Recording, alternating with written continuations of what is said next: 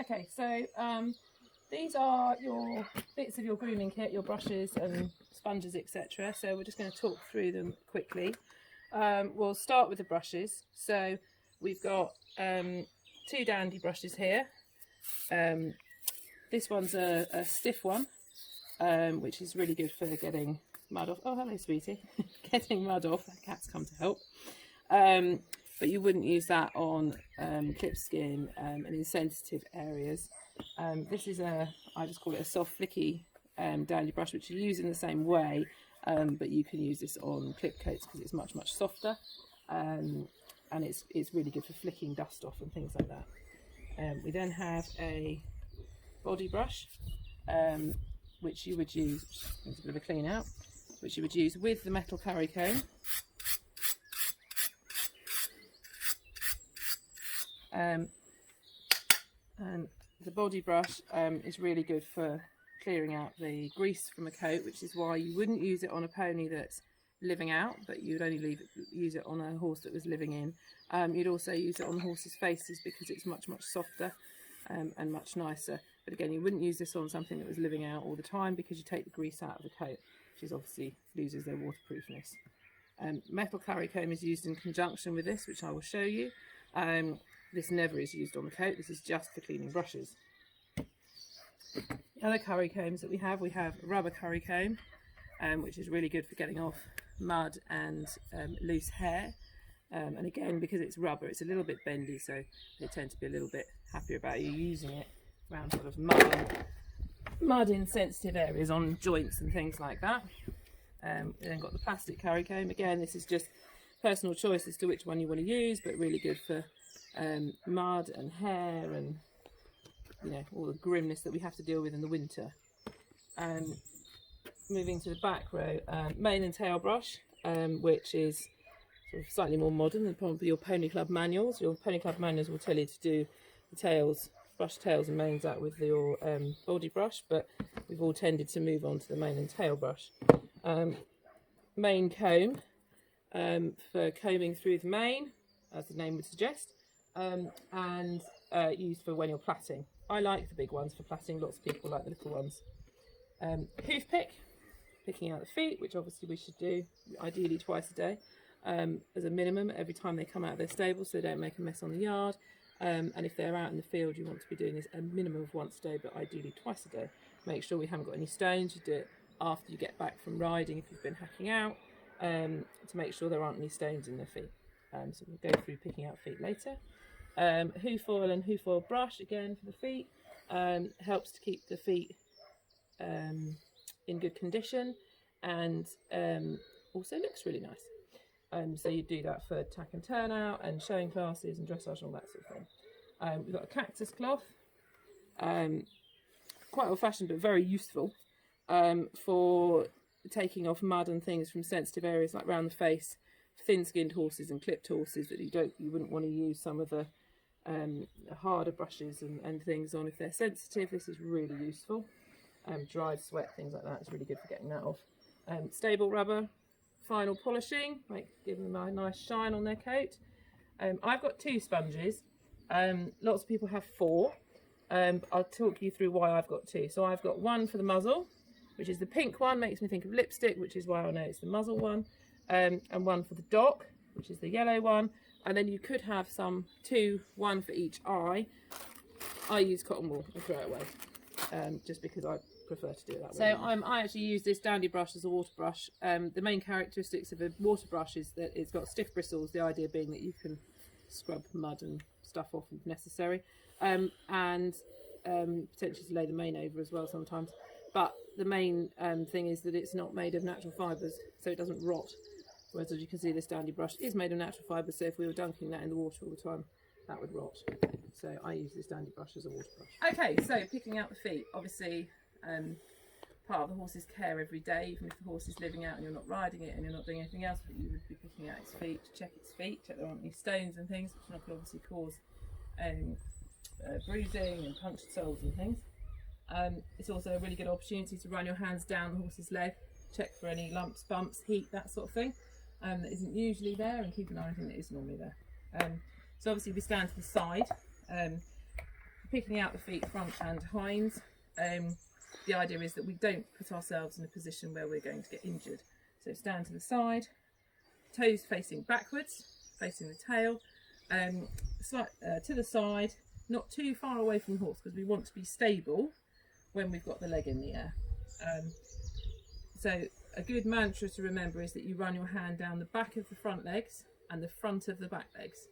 So let the horse know you're there. Run your hand right down from the shoulder, down the whole leg, down back of the leg, and he's picked it up for me. Adjust yourself slightly so you're really stable. Again, facing backwards, make sure your head stays to the side. You're using the hoof pick, you obviously want to avoid damaging the frog, which is obviously more sensitive than the sole and things. So always use the hoof pick in a downward motion towards the toe. He hasn't got anything in his feet, but we'd be doing it like this. So you go down the sides of the frog, round the shoe, and clearing out anything on the sole. So just looking for stones. Obviously you've got to be careful up here in case anything's caught up by the heels. And we'd also be having a check of the shoe while we've got the foot in the air, making sure that it's not loose, twisted, anything like that. And then putting it back down. And then for the hind legs, again, just run your hand down, and then down the front of the hind leg, letting the horse know you're there. And again, toes facing backwards, head out of the way, and you're going to hold the hind foot like this. And again, you'll be using the hoof pick in this motion down towards the toe. You're going to hold the hind foot like this because it's the safer way of doing it. Do not hold it like this. Although it feels a little bit more comfortable until you're used to it, you've then got your arm in danger if the horse were to kick back of getting quite seriously injured. So hold the foot like this. Use the hoof pick like that. Good boy. So as a barest minimum of care, we would pick the feet out and obviously check the horse over. But if we were going to groom, what I'd start with this horse, he's been clipped, but I'd actually start with a rubber curry comb because it actually gets a real good circulation going in the skin, gives them a nice massage and a good scratch. With this, if the horse, this is really good for taking out loose hair. So you use it in a circular motion, so you start up behind the ears, and it's a circular motion like this, and this would lift loose hair off of the skin. You can see he's quite enjoying that, and you go all over him, over all the big muscle groups. Nice thing about the rubber curry comb is that it does mould a little bit as you go over things like the shoulder and over the bumpy bits like the knees and things. I mean, I know this horse really quite well. Obviously you'd introduce this so the horse knows. You can see there how it's lifting off the loose hair from his saddle patch really nicely. You wouldn't take the rubber curry comb. I wouldn't take the rubber curry comb down past the knees and the hocks. I mean, I would use it if there was mud there, but I'd use it more in the way of the hair. But over these muscles and things, I'd basically, all the muscles, I would go over in that circular motion. So I might choose to use the flicky dandy brush. The action that you use with the dandy brush is a flicking action with the wrist. The idea being that you flick dirt and hair off through out of the coat and off. So again, I'd start behind his ears, and it's that action. And with all grooming, I mean, if you've got something that's very sensitive or young, you might need to introduce it slowly, but you want to kind of lean into the brush so you really help the circulation really get into the coat. With a dandy brush, you'd use it in the direction the hair is going. Grooming is a really good time for you to be able to have a really good check of the horse, checking for lumps and bumps and cuts and grazes and things, anything like that. When you're picking out the feet, you get to really feel down the legs, feeling for any lumps and bumps and heat and anything, any injuries they might have picked up at any point. Put your hands on them so you get used to feeling what your horse's legs and body feel like. It's that It's that flicking action with the dandy brush. And as you can see, he's already starting to become a bit cleaner, and he wasn't that dirty to start with. It's that short flicking action, always staying to the side, keeping yourself out of danger zone. Okay, so as I said earlier, the body brush is used in conjunction with your metal curry comb, and you do it again. You go with the coat, lean in, push down, draw it across. Lean in, push down, draw it across.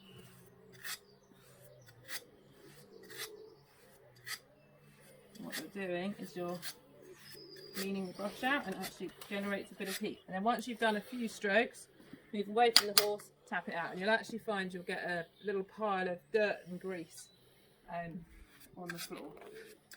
And again, you should be working up a bit of a sweat when you're grooming.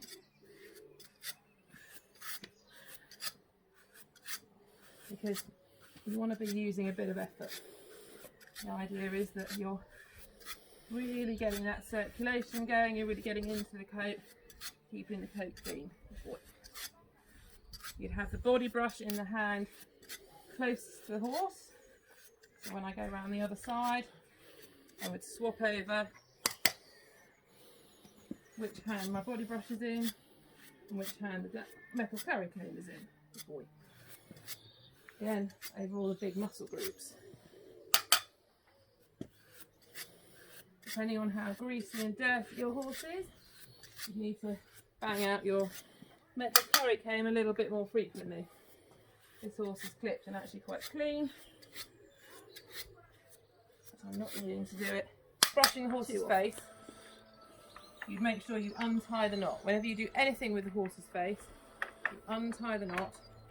So if they were to pull back, the rope is just going to slide through the string. It's not going to cause them any injury. Now, just going to use a body brush on his face. If he had any lumps of mud or anything, I would probably use the cactus cloth to get those off, because obviously the face is sensitive. Just going to undo that so I can get in his face. Oi. You can see he's sporting a bit of a tash at the moment. He's going to need a bit of attention soon. You want to pay particular attention to anywhere that you're going to have tash on, so all around the ears. Making sure there's no dried sweat or anything, which there isn't, because it's been washed off properly. And then you tie the knot back up again. Again, making that 4, making that 8, bring it through.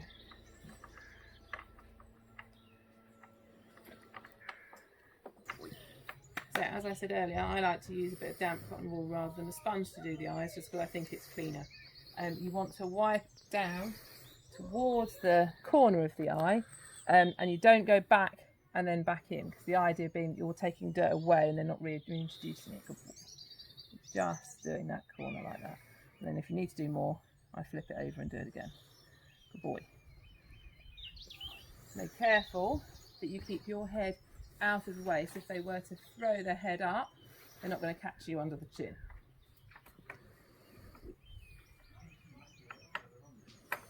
Earlier, my pink sponge, lipstick, is the sponge that I do his nostrils and his muzzle with. And you're just clearing out any rot that might have come along. Moustache is definitely in need of some attention, because it looks horrible, doesn't it? And it gets food all stuck in it. With him, he has to have sun cream on his pink nose at this time of year, so just making sure that isn't building up and getting horrible. And we'll tie him back up again. Obviously, I untied him to do his muzzle, and I'm going to use the sponge that I used for his dog, again dampened, and we're just going to wipe his dog down. So obviously you're going to let them know that you're there. You're going to stand quite nice and close to them, and lift the tail, of which he has lots, out of the way, and with your damp sponge you're just going to wipe the underside of his dog, so the skin. You're looking just to keep it nice and clean, making sure there's nothing, no sore bits which can come. There's a build up of dirt. Okay, so this horse is obviously hog, so I'm not going to comb through his mane, but you would just comb through the horse's mane with your mane comb or body brush or mane and tail brush. It doesn't, you know, that's fairly self-explanatory. With the tail, obviously we need to keep ourselves at a safe positioning, so you'd stand to the side, and then the best option to do is to pull the tail up, and then you're going to brush. You're going to take with the brush pieces down. So you're slowly going to tease pieces out from one hand, brushing it as you go. This horse has a very big tail. Not pretty, but very big. And you just slowly tease a little bit down each time. So eventually, it really is eventually with his tail.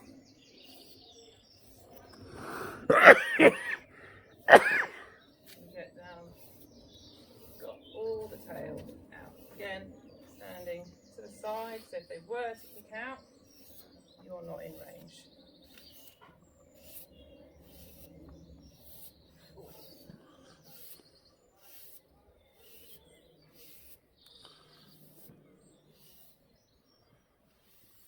As a final polish to the coat, you would use stable rubber, which is just a soft cloth. I mean, you can buy them, or you can use a tea towel, or I just use any old soft cloth that I've got. Make sure it's clean, so these get regularly washed. And then again, starting up behind the ears, going with the coat, and just giving them a final buff and polish. Don't really get a shine on a coloured. Struggle to get a shine on a coloured and a grey.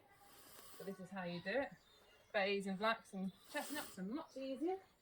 Get a really nice mahogany shine on them. You just run over with the stable rubber over the whole horse.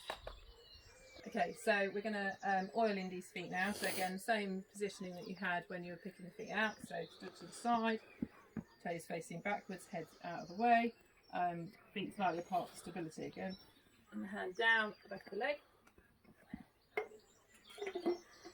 And we're going to oil all around the sole. Wait. And the frog.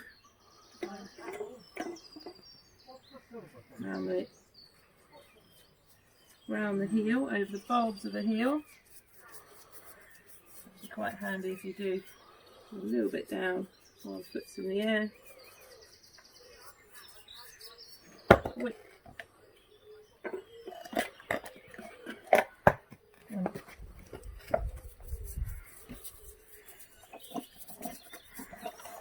And the front of the foot. And again, standing to the side, head out of the way, so if they lift the knee, they don't clonk you in the head with your knee. Okay, so to run a horse up, you'd be in hat, gloves, decent footwear. The horse would be wearing a bridle, so you've got more control, and you would also carry a stick to help send them forward if necessary. You're going to walk him down, turn him, and trot him back. You want to make as straight a line as possible for both of those things. Turning not a huge circle at the other end, ideally within the horse's length. You make a circle at the half circle at the other end. And when you're turning a horse, you always turn it so you are on the outside. So, as such. So you walk around the horse, not the horse walking around you. This avoids you getting trodden on, and you have much more control over what's going on. So you stand to the side, you stay to the shoulder of the horse, ideally. You don't want to be in front dragging it. That's why you'd have the stick to send it forward if necessary. So when you're leading a horse, you want to hold the reins or the lead rope if you're going out to the field with your hands this way round rather than this way round. So your hands back, so your top of your hand is on top, knuckles facing forward. And when you're running a horse up, particularly if you're running a horse up for a soundness check with a vet, this right hand contact, you'd want to have a nice soft contact so you're allowing the horse to move its head and neck. Obviously if it's going to tank off with you, you might need to take a bit more of a hold, but ideally you want to have a soft contact on that right hand so the horse can move its head and neck.